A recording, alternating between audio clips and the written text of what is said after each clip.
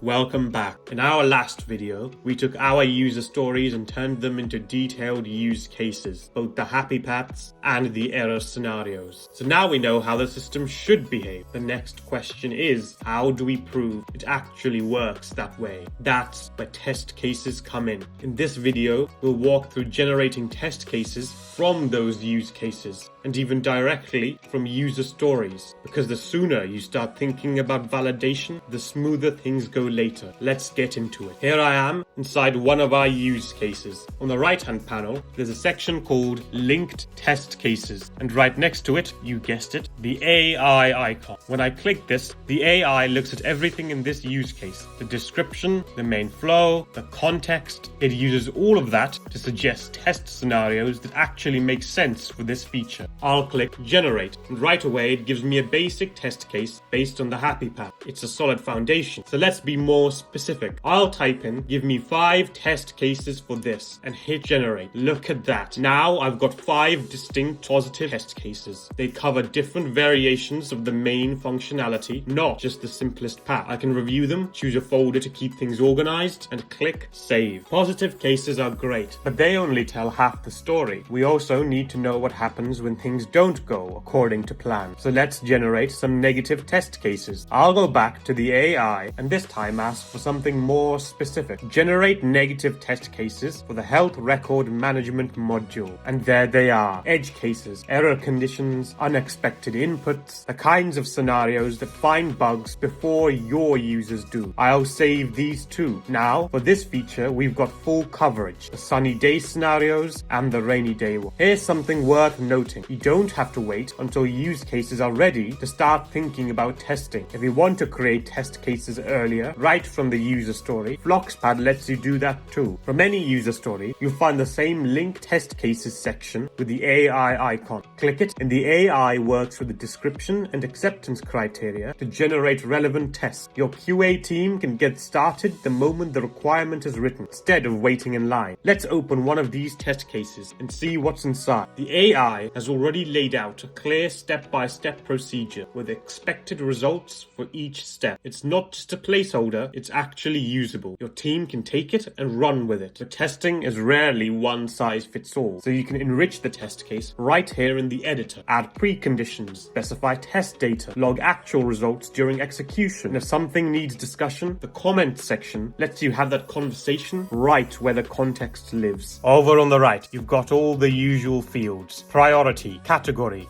status, type, like who created it. The details tab shows you audit info, and the execution tab is where you track progress and when. Traceability, who ran the test, when, and what the outcome was. Click the link icon is one of those things you don't appreciate until you need it. Here's the parent use case, and you can see exactly what this test case is connected to. I'll link a couple of user stories as well, but I can go further from the original user need. Now there's a clear line all the way to the test that verifies. Through the system behavior, let's step back and look at the dashboard. Finally, gives you a real-time snapshot of your entire testing effort. The test case section breakdowns by total counts, priority, category, it's all there. Environment, you can see where your coverage is strong. At a glance, it helps you focus your energy and where it might be lacking. Status, so where it matters most. We're jumping straight from a user story, whether you're starting from a use case easily and faster. Floxpad helps you build a complete test suite, traceable, everything stays connected.